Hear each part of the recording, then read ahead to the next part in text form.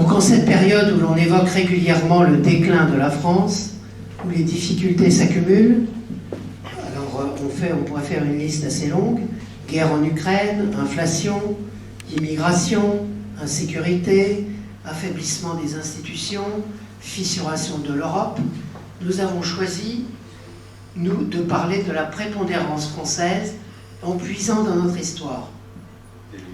Car nous n'avons pas toujours été ce pays affaibli que nous connaissons aujourd'hui. Nous le devons à quelques grands hommes qui ont su patiemment, au fil des ans, construire la France et lui donner cette place prépondérante en Europe avant qu'éclate la Révolution. Parmi ces grands hommes politiques, nous avons choisi ce soir de parler du cardinal Mazarin, considéré comme stratège de la prépondérance française. Pour en parler, grâce à Loïc Lallier, nous avons rencontré un spécialiste de cette grande période, l'historien Xavier Leperson.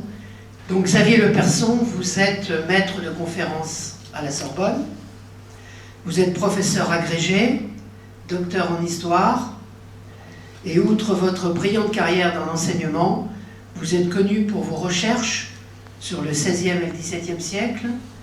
Vous êtes d'ailleurs l'auteur de nombreuses publications, j'ai vu qu'il y en avait au moins une quarantaine, à peu près, sur cette période, et donc citons-en quelques-unes. La rencontre de Charles Quint et de François Ier, Catherine de Médicis et les négociations de Nemours, la vie politique à la fin du règne de Henri III, l'avènement d'Henri IV, Richelieu et Louis XIII, Louis XIV et sa famille, le Grand Condé, un exil pour l'honneur, et bien sûr Mazarin et les arcanes du pouvoir, où vous nous présentez le stratège victorieux de la prépondérance française, comme c'est écrit sur l'écran. Donc merci de nous consacrer cette soirée. Je vous laisse la parole et l'écran, et donc nous passerons ensuite à la séance traditionnelle de questions-réponses. Je vous remercie. Je vais vous prendre votre micro. Je vous en prie.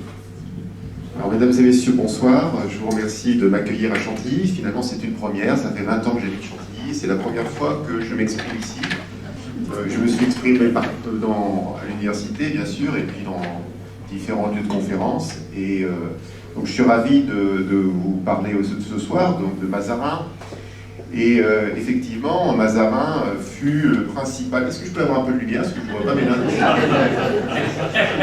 Bon, je pourrais parler sans notes, mais par mesure de précision, voilà, un tout petit peu. C'est tout ou rien? Non, il marche pas.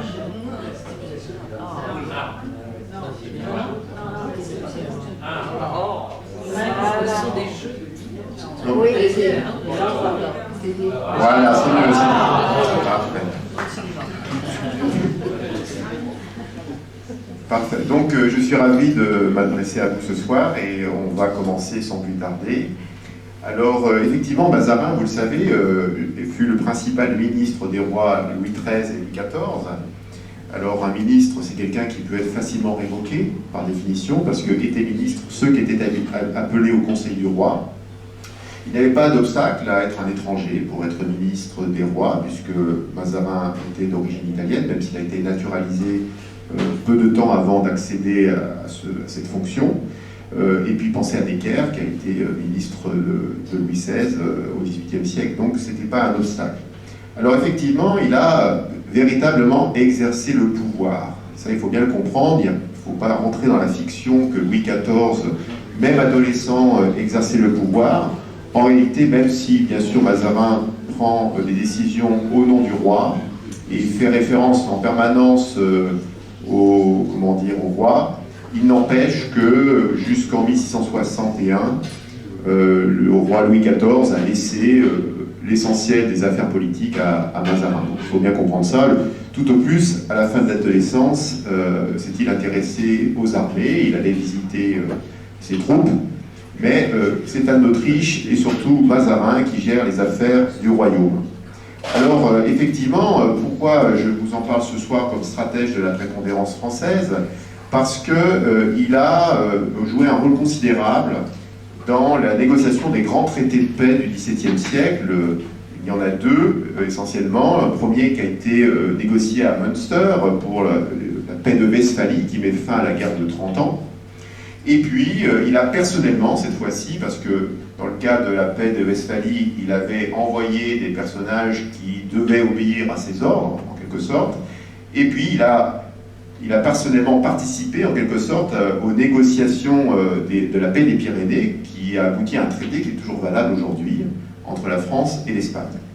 Alors Mazarin, va créer les conditions d'une stabilité politique du pouvoir royal dans le royaume, en réduisant les ambitions des grands. Alors bien sûr, ce soir, je ne vous parlerai que de l'aspect diplomatique de Mazarin. Sachez que j'ai fait une série de conférences à la Sorbonne, il m'a fallu 10 séances pour épuiser le sujet.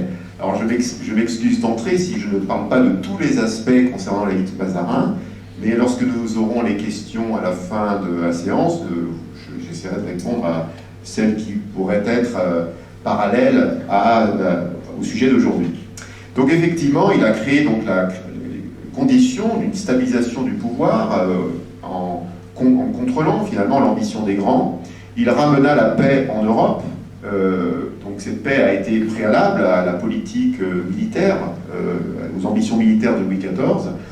Alors ce que je voudrais vous dire, c'est que souvent, le personnage de Mazarin a souvent été présenté comme finalement dans la perspective des caricatures ou des satires qui en avaient été faites au XVIIe siècle, c'est-à-dire on l'a présenté comme un personnage fourbe, ambivalent, intéressé par sa propre gloire, ou alors donc on a essayé de considérer que c'était quelqu'un qui était finalement intéressé par son ambition personnelle.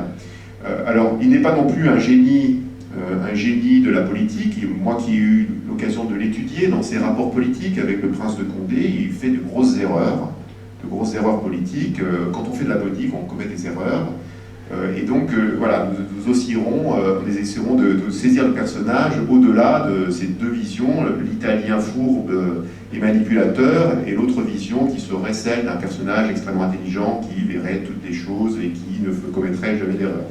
Voilà, donc le cardinal, il faut le rappeler, a contribué à la prépondérance française, à la prépondérance des intérêts de la monarchie française en Europe, et il l'a fait au détriment donc de la famille des Habsbourg. Nous en parlerons tout à l'heure, et effectivement les contemporains se sont interrogés sur le succès diplomatique du cardinal Mazarin. Certains pensaient qu'il n'était finalement que le continuateur de l'œuvre diplomatique de Richelieu. Mazarin, et ça c'est un discours qui existe déjà au XVIIe siècle, quand Mazarin est aux commandes en quelque sorte. Mazarin a été effectivement au service de la maison de Richelieu. Il doit une partie de sa carrière à Richelieu. Il lui doit bien sûr son chapeau de cardinal. Il lui doit aussi de lui succéder après sa mort en tant que principal ministre. Alors on sait que Richelieu a dicté peu avant sa mort à ses secrétaires des pensées sur son action politique et diplomatique. C'était une série de notations diverses qui a donné ce fameux texte de testament politique de Richelieu. Et on sait aussi que, en tout cas, il avait transmis à Mazarin et à son entourage ses vues en matière diplomatique. Alors on sait qu'il y a eu une grande instruction datée du 30 septembre 1643, préparée par Richelieu pour les négociateurs français. Donc elle fixe cette grande instruction, les grandes lignes de la politique française en Europe. Et Mazarin avait travaillé sur ce texte, et il va reprendre, bien sûr, un certain nombre de principes de Richelieu. Mais évidemment, entre les principes et la réalisation d'un programme, d'une vue diplomatique, il y a un monde, et c'est là où le personnage intervient en tant que négociateur. D'autres historiens estiment donc qu'il s'agit d'une œuvre propre à Mazarin, à l'italienne, si j'ose dire. L'abbé de Mably, qui était un auteur du XVIIIe siècle, qui a écrit un ouvrage qui s'appelle « Des devoirs des ambassadeurs », ouvrage paru donc au cours du XVIIIe siècle, pensait que Mazarin aurait préféré finalement les subterfuges italiens, aurait plutôt été intéressé par l'intrigue, par finalement la volonté de tromper son adversaire. Donc l'image de Mazarin, même à l'époque monarchique, est trouble d'une certaine manière. Certains y voient un serviteur de Richelieu, d'autres y voient quelqu'un qui finalement aurait réalisé l'œuvre diplomatique malgré finalement un objectif qui était finalement lié à son italianité, à son art de la dissimulation et tout ce qu'on peut reprocher donc aux Italiens depuis le XVIe siècle en France. Alors évidemment, l'interprétation qui se rattache à la vision anti-italienne est bien enracinée en France. Elle n'a cessé de suivre Mazarin, même pendant la Fronde. Les Mazarinades désignaient, bien que Mazarin ait été naturalisé français, le considérait toujours comme un étranger et donc plutôt intéressé par sa propre personne que par les intérêts de la France. Et on va voir au cours de cette conférence que, évidemment, on sait un certain nombre de choses de l'action diplomatique de Mazarin, qui n'est ni, encore une fois, la vision négative de l'Italien qui n'agirait que par lui-même, et en même temps n'est pas celle non plus d'un simple serviteur de Richelieu. Alors, on va voir, donc, dans une première conférence, on va voir comment Mazarin a acquis ses compétences en matière diplomatique. Et il faut souligner évidemment le parcours étonnant de cet homme. Vous savez qu'il a été tour à tour chef de famille débrouillard. Il a dû chercher des expédients pour sa famille. Il a été aussi juriste, homme de guerre. Il a aussi été clerc diplomate. Mazarin est originaire de la péninsule italienne. Il a, on peut dire, eu un parcours hors du commun. Pas simplement parce qu'à posteriori, on voit qu'il est arrivé à diriger la politique française, mais parce que pour un homme de son état, il appartenait à une famille de marchands étrangers, il a su très habilement monter les échelons de la vie sociale en suivant plusieurs patrons. Voilà. Donc il a su changer de patron pour avoir une carrière plus importante. C'est ce que je vais essayer de vous montrer. Et effectivement, donc, il est devenu l'un des acteurs importants de la vie diplomatique, et jusqu'à être donc élevé à la dignité de cardinal alors qu'il n'était pas prêtre, et surtout donc élevé à la fonction de cardinal nihiliste. Alors il faut souligner l'origine de Mazarin. Donc il a des origines marchandes. Alors il ne vient pas d'une petite famille, sa famille s'était relativement enrichie dans le commerce. Le berceau de sa famille se trouvait en Ligurie, mais aussi donc en Méditerranée. Il est né à Pescina, dans les Abruzzes, le 14 juillet 1602. Alors il s'appelait Giulio Mazarino. Alors parfois on voit Mazarini, mais bon, les Italiens auxquels je fais confiance disent Mazarino. Il est donc le fils de Pietro Mazarino. Et Pietro Mazarino, c'était donc un familier. Alors voilà où se trouve Pescina, on n'est pas très loin de Rome, comme vous constatez. Et donc Pietro Mazarino, ou Mazarini, donc avait un fils, Jules, qui grandit dans la grande famille romaine des Colonna. Alors c'est une famille qui a plutôt été historiquement tournée vers les intérêts français. Et effectivement, Jules Mazarin a vécu dans un contexte familial plutôt serein. Il vivait dans un quartier, donc la famille Colonna était dominée à l'époque par le connétable Philippe Colonna, donc grande famille romaine, et il vivait donc dans l'entourage de cette famille Colonna, dont vous voyez ici le palais dans la zone de San Vincenzo à Rome. À 7 ans, le jeune Giulio commence à faire ses études au collège jésuite. Alors pourquoi j'évoque cela et en quoi il y a un lien avec la vie diplomatique? Parce que chez les jésuites, donc c'était une fameuse école, les jésuites étaient déjà réputés au XVIIe siècle pour la qualité de leur enseignement, et les jésuites formaient à l'art de la dispute, la disputatio, c'est-à-dire des élèves s'affrontaient pour défendre des arguments, parfois en public et parfois même en présence de personnalités, de gens importants. Et effectivement, cette dispute nécessitait non seulement d'être habile dans l'usage des arguments, mais aussi d'utiliser tout le corps, le langage du corps, l'actio, comme on dit dans la rhétorique. Et effectivement, probablement que cet enseignement a été aussi enseignement théâtral. Les jésuites poussaient les enfants à représenter des pièces de théâtre parce qu'ils pensaient que la vie était un théâtre, Theatrum Mundi, et donc il fallait les former au verbe. Dieu commande aux hommes par le verbe, et bien de la même façon on commande aux hommes par le verbe. C'était l'idée des jésuites. Et effectivement, donc c'est probablement, c'est acquis que Mazarin a pu conserver tout au long de sa carrière. Une capacité à persuader et donc à manier les mots avec habileté.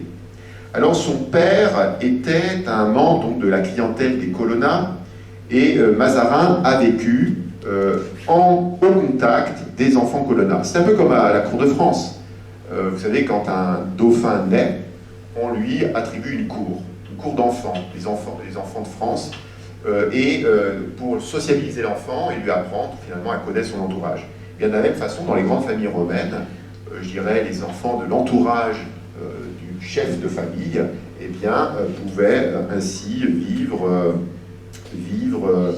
et fréquenter donc les personnalités importantes de cette famille. Alors Mazarin profita sans doute, évidemment, d'un enseignement pratique de la vie, parce que dans ses cours, on apprenait finalement la vie des adultes, et il y avait des intrigues qui étaient aussi nécessaires à cette formation. C'est encore aussi dans le sillage des colonnats que Mazarin compléta ses connaissances militaires, juridiques et diplomatiques. Il faut savoir qu'il a été envoyé en Espagne, pour accompagner ce monsieur, Girolamo Colonna, qui est bien plus âgé sur le tableau qu'il ne l'était quand il est allé en Espagne. Et effectivement, c'est un voyage qui a été important pour lui. D'une part parce qu'il est resté plusieurs années en Espagne, il a appris l'espagnol, il le parlait couramment, et non seulement il parlait couramment l'espagnol, mais je crois qu'il saisissait parfaitement, je dirais, les us et coutumes des Espagnols, ce qui lui a été évidemment très précieux dans la négociation du traité des Pyrénées. Donc Mazarin passa 3 ans en Espagne parce qu'il avait accompagné donc Girolamo Colonna à l'université d'Alcalá de Henares, et ensuite il a même vécu à Madrid. Alors on sait donc que ce séjour a été profitable, et je précise qu'il n'était pas rare pour les enfants vivant dans les bonnes familles romaines de parler espagnol. C'était quelque chose, c'était une langue importante en Europe au XVIIe siècle, et donc logiquement il l'a apprise. Alors Mazarin revient de Rome vers 1622, et donc à ce moment-là, il se trouve un peu en difficulté. Son père doit fuir pour des raisons financières, ce que l'on sait, et il est donc occupé en tant qu'aîné, il est obligé de s'occuper de sa famille.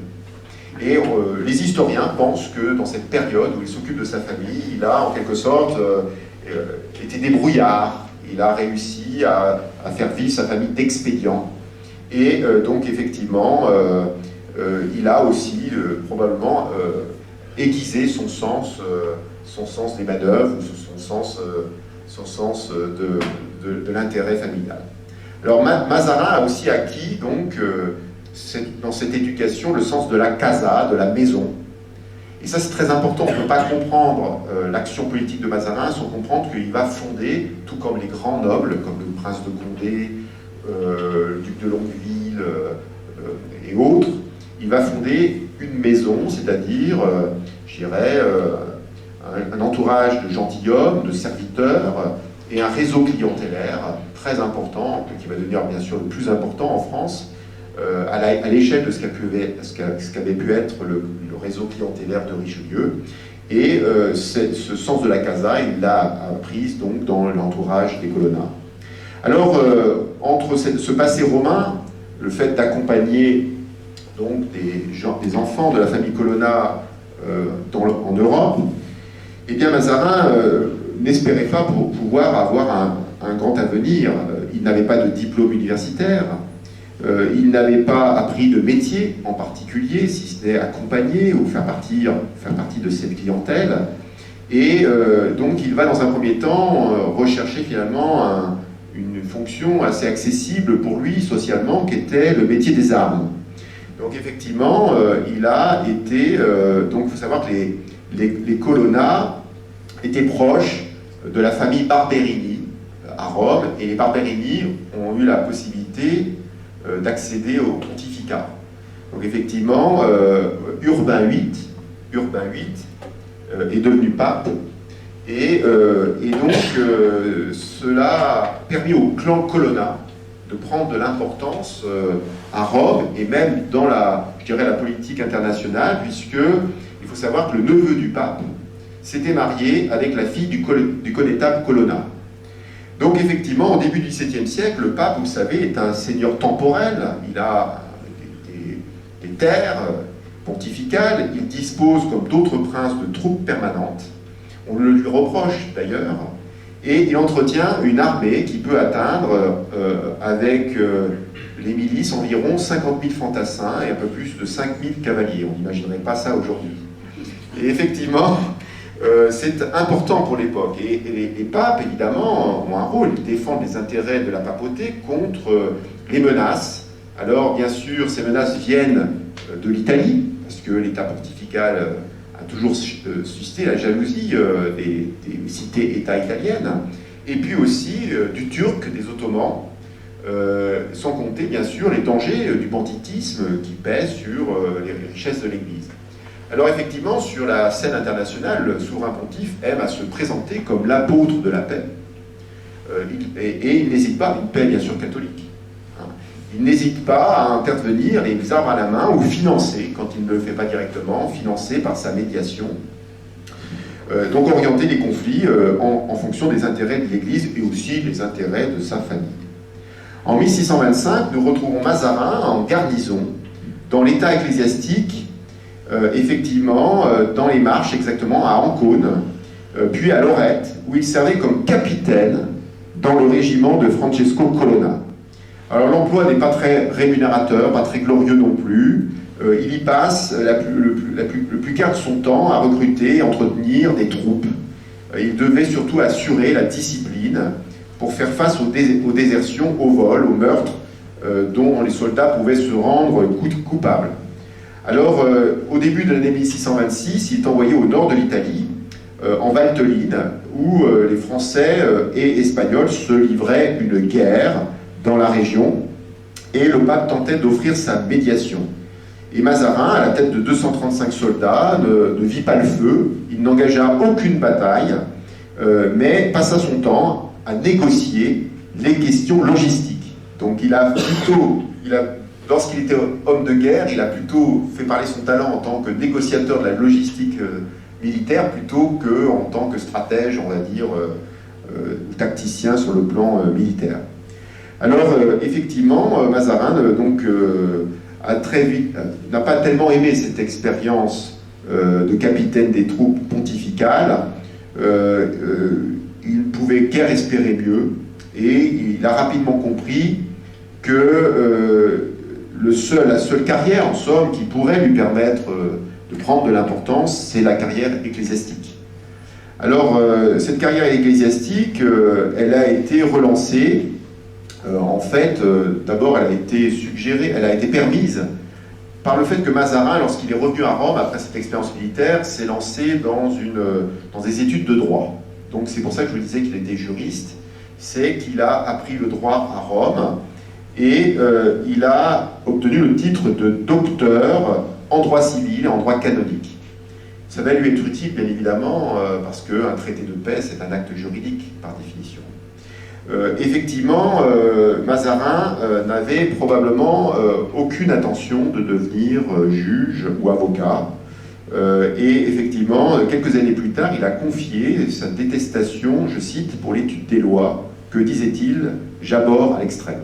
Bon, alors, il a fait des études de droit, mais visiblement, ça ne l'intéressait pas beaucoup. Mais le doctorat qu'il a obtenu, c'était un peu un sésame, qui lui a permis finalement de changer de statut, même au service du pape. C'est-à-dire que un homme de main des Colonna, c'est finalement un soldat comme les autres, mais un docteur en droit, c'est plus utile. pour une monarchie pontificale qui, vous le savez, était déjà bureaucratique au XVIIe siècle et avait besoin de très nombreux officiers. Alors, les offres de services, d'ailleurs, ne sont pas fait attendre. Hein. Les Barberini, neveux des papes, donc s'intéressèrent à Mazarin et le firent rentrer dans l'ambassade du pape, l'ambassade que le pape envoyait pour apaiser la guerre de Mantoue. Alors effectivement, il fut envoyé dans le Milanais. Alors pourquoi on envoie Mazarin, docteur en droit, dans une légation diplomatique en Milanais? Parce que à l'époque, le duché de Milan, donc c'est un enjeu très ancien entre les rois de France et la famille de Habsbourg. Le duché de Milan, au-delà de sa richesse, qui était bien connue, permettait de contrôler le passage l'école des Alpes. Et évidemment, le passage des Alpes était un élément géopolitique très important pour les Habsbourg, parce que les Habsbourg dominaient toute une série de royaumes qui allaient de l'Espagne jusqu'à l'Europe centrale, et l'un des itinéraires importants pour les Habsbourg, c'était bien sûr passer par le Milanais. Donc on comprend mieux pourquoi le Milanais était un enjeu géopolitique important à l'époque. Et effectivement, il y a un conflit à l'époque aussi, non seulement à propos du Milanais, mais aussi à propos de la succession de Mantova, qui est une ville dans le nord de l'Italie, vous le savez. Pourquoi on parle de guerre de succession? Parce que lorsqu'une famille au pouvoir n'a pas d'héritier, il faut bien sûr rechercher celui qui sera le plus apte à gouverner. Et en général, les grandes familles en Europe ont toujours un candidat qui a des liens généalogiques avec la famille qui est sans descendance. Donc effectivement, vous aviez, lors de la guerre de succession de Mantoue, eh bien, les Bourbons et les Habsbourg, à la suite donc de l'extinction de la branche aînée des Gonzague en 1627, eh bien, ont tous les deux des candidats. Alors, le roi de France soutient les prétentions de Charles III de Nevers, chef de la lignée de la branche française des Gonzague-Nevers. Alors, c'est une famille qui est arrivée en France au milieu du XVIIe siècle. Et Louis de Gonzague, duc de Nevers, s'était marié avec la duchesse de Nevers et avait constitué un patrimoine très important. Et l'empereur Ferdinand II, marié avec Éléonore de Mantoue, soutenait un membre de la branche cadette, celle des Gonzague de Guastalla, et notamment Ferdinand II de Guastalla. Donc on négocie, il y a un conflit, et le conflit comprend à la fois un aspect militaire et toujours un aspect diplomatique. Et donc, c'est dans ces circonstances que Mazarin est envoyé négocier avec la France. Et effectivement, il y a la France, le duché de Savoie, l'Espagne, et effectivement, il est présent le 26 octobre 1630, au moment où les Espagnols et les Français allaient combattre devant Casale. Et donc, Mazarin aurait fait irruption. Alors, c'est plutôt l'historiographie de Mazarin qui insiste là-dessus. Mazarin aurait fait irruption alors que le conflit allait se déclencher sur un cheval au galop, le chapeau à la main. Il se serait mis entre les deux troupes et aurait réclamé donc le chapeau à la main, pace, paix, pour forcer donc les capitaines des différents camps à, en tout cas, temporiser dans leur volonté de s'affronter. Alors, ça a probablement existé, parce que, en matière politique, il faut quand même qu'il y ait quelques éléments dans ce sens, mais probablement que Mazarin a aussi exagéré le rôle qu'il a eu dans sa propre carrière à propos de cette affaire de succession de Mantoue. Alors, au cours des négociations, pourquoi c'est important pour nous, cette affaire de Mantoue, je ne rentre pas dans les détails, c'est parce que c'est à cette occasion-là qu'il a fait connaissance avec Richelieu, et il aurait même fait plus que connaissance, il lui aurait offert ses services. Alors je ne sais pas si c'est déontologique, quand on sert les intérêts du pape, d'offrir ses services à un ministre étranger. On imagine la chose aujourd'hui. Et effectivement, alors il n'a pas eu gain de cause tout de suite, Richelieu s'est méfié, c'est un peu logique, que quelqu'un comme ça qui propose ses services en plein milieu d'une négociation. Et en tout cas, il y a eu une prise de contact, et ce qui est certain, c'est que lors des négociations donc, de Mantoue, eh bien, Mazarin a plutôt négocié à l'avantage des Français dans cette affaire, et bon, comme pour montrer en sa bonne volonté, donc il a joué un rôle en tant que représentant du pape au traité de Cherasco de 1631 et au traité de Turin. Alors là, on a un portrait de Mazarin à peu près à cette époque. Vous voyez, il n'est pas un cardinal, c'est un laïc, effectivement, pour continuer dans sa carrière au service de l'Église, il doit entrer dans la caricature. Donc ça, c'est bien. Il faut bien comprendre, il a servi en tant que laïc les intérêts du pape, mais pour poursuivre sa carrière et avoir un espoir de grimper dans cette carrière, il faut qu'il devienne membre à part entière de l'Église. Alors, donc il n'est pas prêtre, mais c'est pas un problème. C'est pas un problème parce qu'on peut être clair sur être prêtre. Et effectivement, il va donc entrer au service du jeune cardinal Antonio Barberini, et il reçoit sa première tonsure donc le 18 juin 1632. Et effectivement, par la suite, cette tonsure va lui permettre de faire partie de la nonciature extraordinaire qui va être envoyée par le Saint-Siège auprès de Louis XIII. Il a la mission à l'époque de restaurer les liens entre le duc de Lorraine et donc le roi de France, et c'est à cette occasion-là qu'il rencontre à nouveau Richelieu. Vous voyez, le rapprochement avec Richelieu s'est fait d'abord par ses offres de services en Italie du Nord, et puis ensuite lors de cette légation destinée à négocier la paix. Alors c'est un échec, mais il n'empêche que c'est probablement à ce moment-là que Richelieu s'est intéressé au talent diplomatique, aux capacités de Mazarin, puisque Mazarin quitte Paris en 1636, il revient ensuite à Rome, par la suite il va entrer donc au service de Richelieu. Alors, l'ascension de Mazarin prend une nouvelle tournure, puisque Richelieu, qui a compris, je dirais, les capacités de Mazarin en matière de négociation, va lui obtenir le chapeau de cardinal. Alors, c'est toute une affaire, cette affaire du chapeau de cardinal, parce qu'au XVIIe siècle, en général, les chapeaux de cardinaux, ces cardinaux sont des princes d'église, ont plutôt une fonction finalement politique au sein de l'église. Eh bien, ces cardinaux chaque grand souverain a le droit de proposer des candidats. Mais les dignités de cardinal ne sont distribuées qu'à tour de rôle. C'est-à-dire un coup pour le roi d'Espagne, un coup pour l'empereur, un coup pour le roi de France. Et il se trouvait qu'au moment où Richelieu espérait obtenir le chapeau de cardinal pour Mazarin, en fait, ce n'était pas autour de la France. Voilà. Donc, il y a eu toute une série de négociations très compliquées sur lesquelles je n'entre pas, qui finalement ont réussi au profit de Mazarin, qui a obtenu le chapeau de cardinal. Alors pourquoi c'était si important pour Richelieu que Mazarin soit cardinal?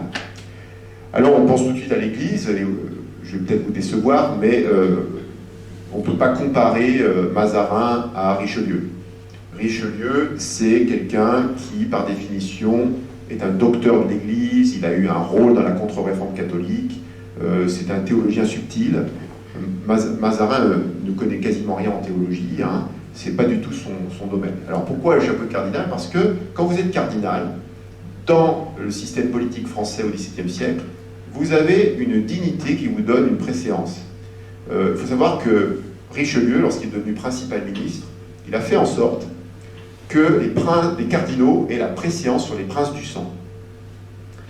Et pourquoi? Parce que traditionnellement, c'était les princes du sang qui avaient la préséance sur les cardinaux, depuis les guerres de religion. Pendant les guerres de religion, Catherine de Médicis avait voulu abaisser le pouvoir des hommes d'église dans la logique de la négociation de la concorde. Mais Richelieu, lui, devenu principal ministre, a dit que finalement un cardinal principal ministre était plus qu'un prince du sang. Il avait obtenu de Louis XIII donc d'avoir la préséance sur le prince du sang. Il y a eu des disputes incroyables avec la famille de Bourbon-Condé sur cette affaire, Mais l'avantage, c'est que donc il pouvait avoir une primauté dans l'ordre de l'honneur dans la vie politique, ce qui lui permettait d'avoir plus de facilité pour négocier. Alors, effectivement, donc non seulement cette dignité de cardinal lui a été obtenue, mais il a été aussi naturalisé, Mazarin, naturalisé grâce à l'entremise de Richelieu, effectivement, naturalisé français, puis élevé donc à la dignité de cardinal. Alors, il devient principal ministre et dans des circonstances difficiles, je passe bien sûr l'aspect typiquement propre au royaume de France, mais effectivement, Mazarin a construit l'essentiel de sa réputation dans ses activités diplomatiques.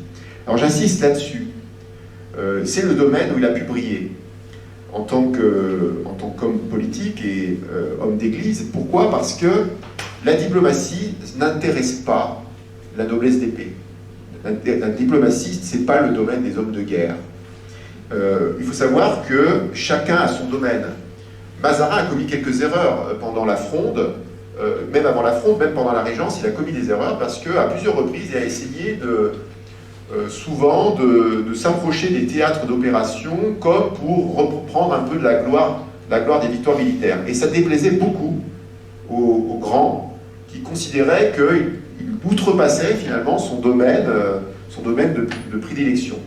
Donc, dans le domaine de la diplomatie, c'est l'argumentation, c'est le verbe, c'est les mémoires écrits.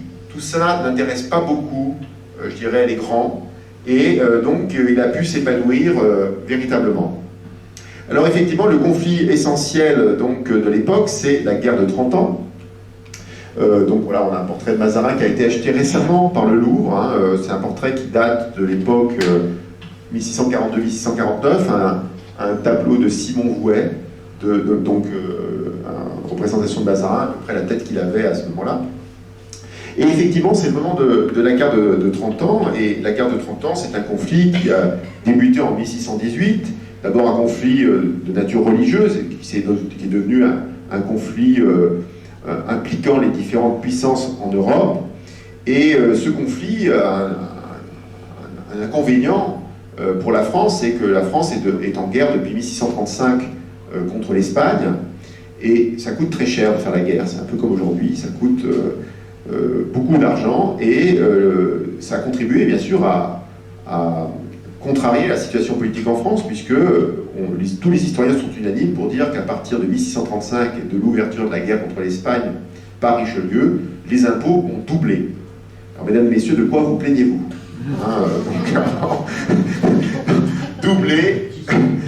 Doublé parce que ça coûte cher la guerre. Il faut payer les soldats, les mercenaires de guerre, les condottières, il faut acheter à coup d'argent la diplomatie. Hein. Songez par exemple que Richelieu a dû financer l'intervention militaire de Gustave Adolphe, roi de Suède, pendant la guerre de 30 ans, par le traité de Bâle-Parval.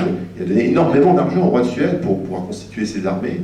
Donc ça fait partie de la diplomatie, l'argent, et ça coûte cher aux contribuables, bien évidemment. Donc les hostilités étaient à peine ouvertes. Vous savez, au XVIIe siècle, quand il y a la guerre, on négocie la paix en même temps, en permanence. Cette négociation n'aboutit pas toujours, mais il y a ce travail stratégique des diplomates qui est parallèle finalement au travail des hommes de guerre. Donc effectivement, la recherche de la paix passait par des négociations secrètes, et en tout cas vers 1641, l'empereur et Louis XIII se mettent d'accord pour négocier une paix. Alors l'idée c'est de réunir catholiques et protestants, puisque c'est un conflit qui avait une dimension aussi confessionnelle. Donc à Münster, donc pour les partis catholiques, et à Osnabrück pour les protestants. Alors c'est Mazarin qui va prendre en charge cette négociation. Alors lui ne se déplace pas, hein, c'est le bout du monde, hein, l'Europe centrale à l'époque, hein, ou même se rendre dans cet endroit-là. Lui reste à Paris, à la cour, mais il envoie donc des plénipotentiaires, qui ne sont pas vraiment des plénipotentiaires d'ailleurs. Donc il les envoie, alors voilà deux représentations de Münster et d'Osnabrück. Donc ces plénipotentiaires, ce sont Claude de Même, comte d'Avaux, et Abel Servien. Alors, il faut faut savoir que ces deux personnages se détestaient fondamentalement. Ils étaient en rivalité. Alors, on peut s'interroger pourquoi dans une légation mettre deux personnes qui se détestent. Eh bien, c'est très utile. Pourquoi? Parce qu'ils, sans arrêt, ils écrivent des lettres pour se plaindre de l'autre. Donc, ce qui permettait à Mazarin d'avoir exactement un compte-rendu précis de ce qui se passait. Donc, effectivement, donc, ces deux personnages sont à la tête d'une délégation. Bon, les Français, il faut savoir qu'à l'époque, il y avait 140 États d'empire, 38 principautés, 130 émissaires à ce congrès. Et donc, les Français sont venus très nombreux négocier. Et donc comment ça fonctionnait? En général, ces gens étaient partis avec des instructions de Mazarin qui devaient absolument appliquer. Donc quand on parle de plénipotentiaire, c'est pas quelqu'un qui fait ce qu'il veut, hein. Il a des instructions à respecter. Et puis évidemment, en fonction des...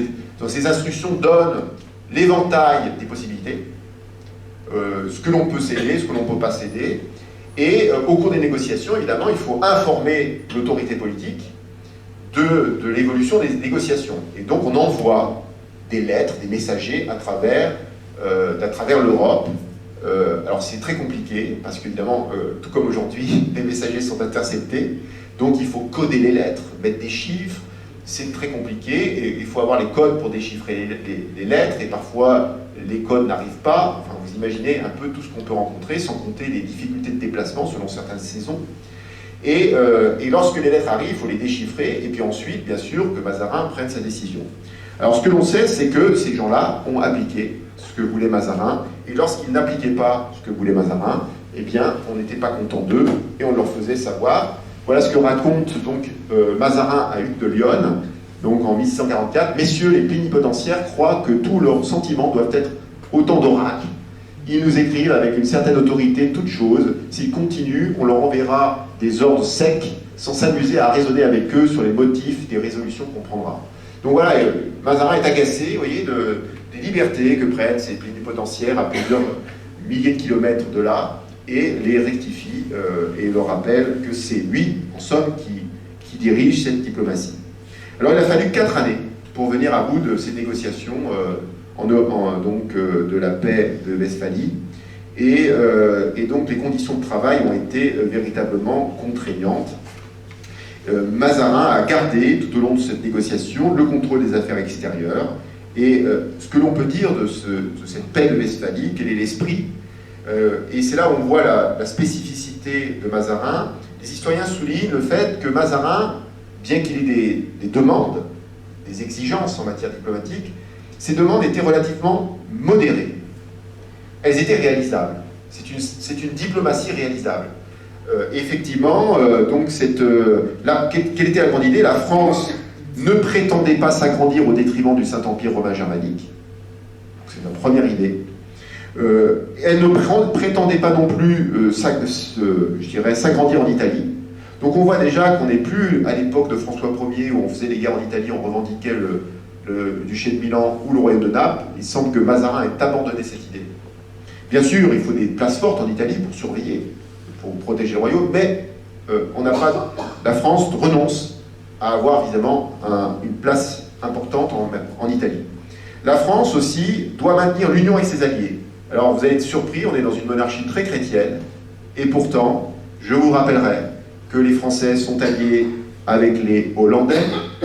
À ce moment-là, ils sont aussi alliés avec certains électeurs protestants de l'Europe centrale. C'est pas nouveau, hein, Richelieu faisait pareil. Et puis, historiquement, les rois de France sont alliés avec les Ottomans.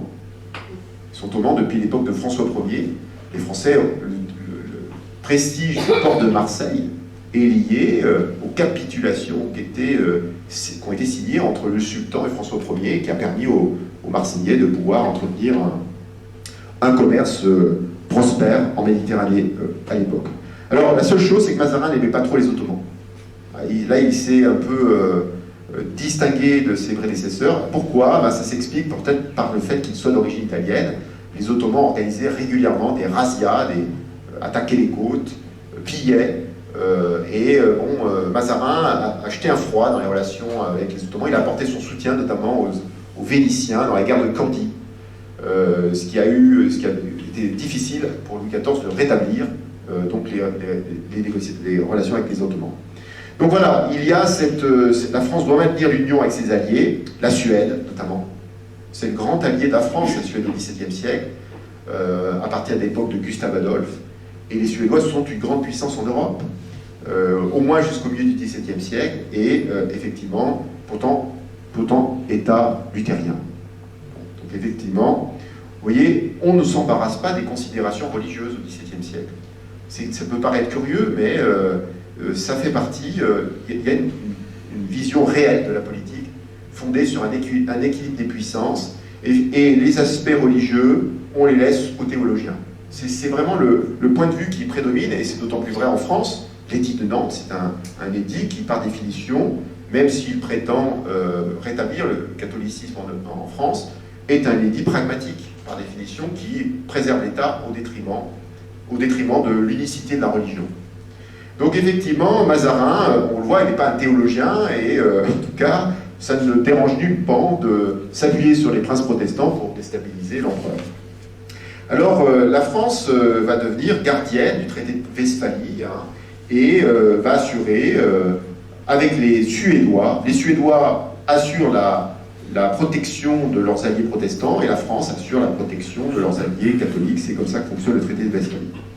Alors, Mazarin, donc, le traité de Westphalie a été son premier grand traité de négocier, mais bien évidemment, il y a un deuxième traité, deuxième PEC, Mazarin va négocier, c'est le traité des Pyrénées. Et on peut dire que c'est le grand œuvre de Mazarin, le traité des Pyrénées. Plus en Westphalie, il avait envoyé des gens à qui il donnait des ordres. Là, Mazarin va directement, personnellement, négocier ce traité, et c'est là vraiment où son génie diplomatique va apparaître. Alors, pourquoi, alors qu'il y a eu la paix en Europe, les Français sont encore obligés de négocier la paix avec l'Espagne? Parce que les Espagnols ont tout simplement refusé, in fine, de signer la paix avec les Français. Pourquoi? Parce qu'au moment où nous sommes en 1648, quand on se décide à faire la paix au traité de Westphalie, Mazarin a maille à partir avec l'agitations frondeuses. Donc quel est le calcul des Espagnols? C'est très simple.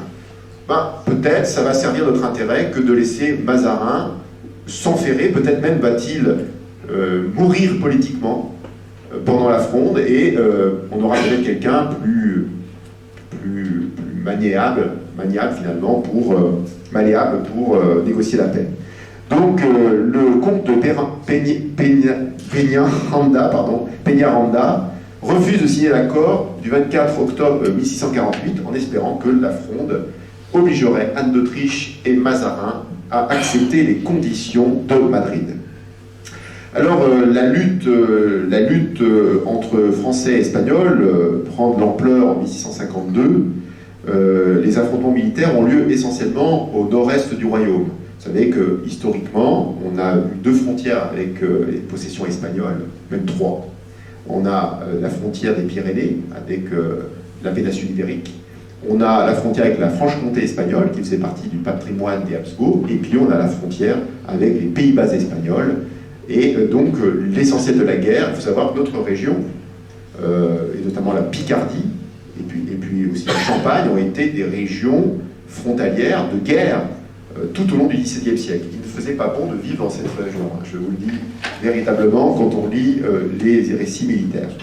Alors effectivement, donc il y a d'abord une période d'affrontement très importante, et d'autant plus importante que le roi Philippe IV d'Espagne peut compter aussi sur un homme de guerre talentueux, le prince de Condé, qui s'est brouillé personnellement avec Mazarin, mais ça fera l'objet peut-être d'une autre conférence, et qui a été servir le roi d'Espagne. Ça n'était pas arrivé depuis le connétable de Bourbon, hein, au XVIe siècle, qui s'était brouillé avec François Ier, qui était allé servir Charles Quint. Donc vous voyez, l'histoire se répète. Et effectivement, c'est embarrassant pour Mazarin de voir Condé quand même servir les intérêts espagnols. Et donc, ce conflit ne donne rien, hein, puisque la guerre entre les Français et les Espagnols à l'époque, c'est des prises de ville, des restitutions de ville, des prises de ville, des restitutions de ville, et jusqu'à ce qu'on trouve une situation plus ou moins favorable qui permettra de s'accorder sur la paix. Alors, malgré tout, vers 1656, la situation est plutôt favorable pour négocier la paix, et Mazarin envoie en Espagne un plénipotentiaire, qui ne l'est pas vraiment, qui est donc Hugues de Lionne. Hugues de Lionne franchit la frontière espagnole déguisé en marchand. Tout le monde sait que c'est lui, en fait. Ça ne marche pas trop. Et il arrive donc à Madrid. Il négocie secrètement dans un palais périphérique de Madrid qui s'appelle le Buen Retiro, que vous voyez ici. Un palais qui n'existe plus aujourd'hui. Et donc la négociation avance parce que notre Hugues de Lionne, il va vraiment avec des ordres de Mazarin, des éléments très très clairs sur la négociation avec les Espagnols, mais la négociation échoue à cause de la question du prince de Condé. Parce que Condé, lui, a sa diplomatie parallèle, il est au courant absolument de tout ce qui se passe lors de cette négociation, et il fait pression sur le roi Philippe IV et son ministre Don Luis de Haro pour qu'on ne cède pas à la logique de paix de Mazarin qui voulait faire en sorte que Condé ne rentre jamais dans le royaume. Donc cette négociation achoppe pour des raisons d'honneur. C'est-à-dire que le roi d'Espagne ne peut pas lâcher le prince de Condé, qui s'est engagé à ses côtés. Alors, ça c'est la version officielle, mais en fait, ce qui inquiète beaucoup Philippe IV d'Espagne, c'est mécontenter le prince de Condé, c'est en faire peut-être un condottière qui ferait la guerre sur la frontière franco-espagnole en permanence. Donc il ne vaut mieux pas se mettre à dos quelqu'un qui est capable de lever des armées, qui est capable donc de lui faire des ennuis, et surtout qu'il peut encore être utile dans le cadre des négociations. Donc cette négociation échoue, malgré la volonté de Mazarin, et ce qui va permettre de faire avancer le dossier de la paix, c'est bien sûr la grande maladie de Louis XIV. Donc, vous savez peut-être que Louis XIV portait une perruque. Pourquoi il porte une perruque? C'est pas pour être coquet, c'est parce qu'il a été gravement malade, et c'est plutôt les traitements qu'il a reçus qui lui ont fait perdre ses cheveux. Bon. En 1658, au lendemain de la bataille des Dunes, qui est une défaite espagnole face à Turenne, le jeune Louis XIV, qui est adolescent, en fait, se rend dans la région de Dunkerque, à Mardyck essentiellement, et là, au contact des troupes, il attrape des maladies. Je vous rappelle qu'au XVIIe siècle, un soldat sur 3 devait être renouvelé, non pas parce qu'il mourait sur le champ de bataille, soit il désertait, soit il mourait d'une maladie contractée dans le cadre de ses activités militaires. Donc il tombe malade, et donc subit un traitement de cheval, on dirait aujourd'hui, et il en perd ses cheveux, et il est tellement malade qu'en fait on lui donne l'extrême-onction. On lui donne l'extrême-onction, Mazarin est inquiet, il en fait même part aux ambassadeurs étrangers, et pense même que c'en est fini de Louis XIV et que la couronne, selon la coutume du royaume, va revenir au frère de Louis XIV, Philippe, avec lequel il ne s'entend pas du tout. Et Mazarin prend très légèrement les choses au sérieux, qu'il fait évacuer ses meubles, ses collections du château de Vincennes, parce qu'il a déjà été, il a sauvé les meubles, exactement. Il avait déjà été pillé pendant la Fronde, une fois dans son palais à Paris, et il ne veut pas que ça lui arrive une deuxième fois. Et donc il fait évacuer ses meubles, il sauve ses meubles et ses collections, tellement que voilà, on a cru que ça en était fini pour Louis XIV. Et là, miracle, Louis XIV réussit à échapper de cette maladie. Et si vous voyez cette gravure, qui est un détail d'un almanach, on voit ici que la mort à droite est mécontente, elle est renvoyée, et Louis XIV acquis auprès de lui. Mazarin, très clairement, sur cette image. Donc Mazarin comprend à ce moment-là qu'il est fondamentalement dangereux pour lui, politiquement, mais aussi peut-être pour la dynastie, que le roi ne soit pas marié et n'ait pas de descendance. Du coup, il va bien sûr s'intéresser au mariage de Louis XIV et pousser le mariage de Louis XIV. Alors, quand je suis arrivé, quelqu'un m'a dit, a pris pour exemple finalement, que l'intérêt pour les affaires de France de Louis XIV résidait, de Mazarin pour les affaires de Louis XIV résidait dans le fait que sa nièce, Marie Mancini, était très éprise de Louis XIV, et vice-versa. À l'époque, Louis XIV est un adolescent, il y a une amourette, et elle n'est pas romantique, elle n'est pas romancée. Moi, j'ai lu à la Bibliothèque nationale des quantités de lettres, juste au moment où Mazarin part sur la frontière franco-espagnole pour négocier, quantité de lettres où il est question de ces amourettes entre Louis XIV et Marie Mancini, la nièce de Mazarin. C'est très embêtant. Mazarin, en fait, il sait que c'est pas possible que le roi de France puisse épouser sa nièce. Pourquoi? Parce que déjà, d'un point de vue géopolitique, ce n'est pas intéressant, hein, puisque un roi épouse une princesse d'une famille souveraine, par définition. C'est la logique du siècle. Et puis, c'est beaucoup d'ennuis à venir avec les grands. Parce que ça confirmerait ce que l'on dit depuis la fronde sur Mazarin, que son seul intérêt, c'est de renforcer sa maison au détriment de la puissance des grands. Donc, il va écarter sa nièce. Il va l'envoyer à Brouage. Alors, je ne sais pas si vous savez où est Brouage. C'est dans le sud-ouest de la France, pas à côté de Paris. Hein. Et c'est même une ville, c'est même une citadelle qui se trouve un peu dans une zone marécageuse, à proximité de la mer. On voit moins les marécages aujourd'hui, mais au XVIIe siècle c'était le cas. Donc un endroit où le roi ne se rendra jamais. Et donc il essaye de convaincre Louis XIV qui accepte in fine qu'on négocie son mariage. Alors, les Espagnols ont un peu traîné pour négocier le mariage et il a fallu que Mazarin finalement entreprenne des négociations avec la Savoie pour que les Espagnols décident de négocier. Alors, l'implication diplomatique de Mazarin passe d'abord par ses excellentes relations avec cet homme qui s'appelle Antonio Pimentel, qu'il connaît très bien puisqu'il a déjà voyagé en exil avec lui. Et Pimentel déteste le prince de Condé, donc ça leur convient tous les deux. Donc ces deux personnages vont négocier un premier traité qui va être signé au mois de juin 1659. Et Mazarin pensait à ce moment-là, ce traité était négocié à Paris, et Mazarin pensait que ce traité correspondait tout à fait à ce qu'il attendait de la paix. Mais évidemment, Condé va dénoncer ce traité, parce que dans ce traité, il était question qu'on abandonne les intérêts du prince de Condé. Et du côté espagnol, on pense que ce personnage est allé au-delà de la mission qui lui avait été confiée. Donc, on va prolonger ces négociations, et c'est là où Mazarin va intervenir personnellement, puisque ces négociations vont être celles sur la frontière franco-espagnole, sur l'île de la Conférence. Alors, pourquoi aller négocier la paix à l'autre bout de la France? Je vous rappelle, à l'époque, se rendre dans le sud-ouest du royaume, c'est une expédition.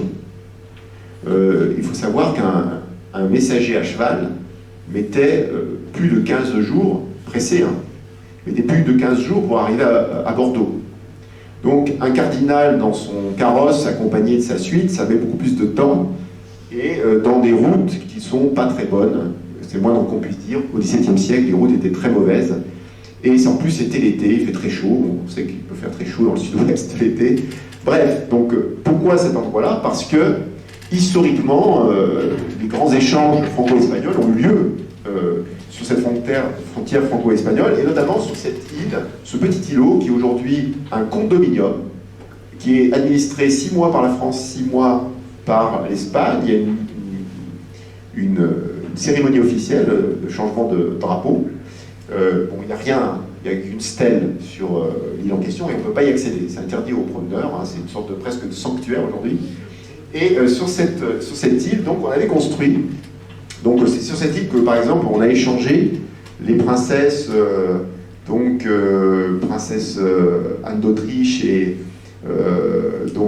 princesse Élisabeth sur cette île au début du règne de Louis XIII. Et donc c'est sur cette île que Mazarin et son homologue espagnol, Don Luis de Haro, qui est aussi valido, principal ministre espagnol, on dit favori plutôt en Espagne, va négocier donc ce traité. Alors qu'est-ce qu'on a fait sur cette île? On a construit une baraque en bois, tout à fait symétrique, avec un côté français, un côté espagnol, et puis il y avait une zone partagée qui était la grande salle que vous voyez à droite, en bout de l'île, à droite de l'île. Et voilà à peu près à quoi ça pouvait ressembler à l'époque. Et alors pourquoi une zone française et une zone espagnole? Parce que il y avait des relations quand même un peu tendues entre les Espagnols et les Français. Et puis cette île était donc vraiment sur un lieu de frontière. Et à l'époque, la négociation est difficile, notamment à cause à nouveau de la question du prince de Condé, puisque tout était presque quasiment prêt, sauf pour l'histoire du prince de Condé, et cela va prendre plusieurs conférences pour aboutir, bien sûr, à cet accord. Alors ce traité des Pyrénées est signé après 24 conférences. 24 conférences, alors il faut s'imaginer comment ça se passait. C'était donc dans la grande baraque que je vous ai montrée à droite, qui était moitié tendue des tapisseries de Mazarin et moitié tendue des tapisseries de Don Luis de Haro. Même les tapis formaient une frontière. Je vous montrerai ça tout à l'heure. Et donc chacun était dans son pays. Donc Mazarin avait son bureau, Don Luis de Haro avait son bureau, une table, de l'autre côté. Et il n'y avait que 2 personnes qui les accompagnaient. Du côté français, il y avait donc...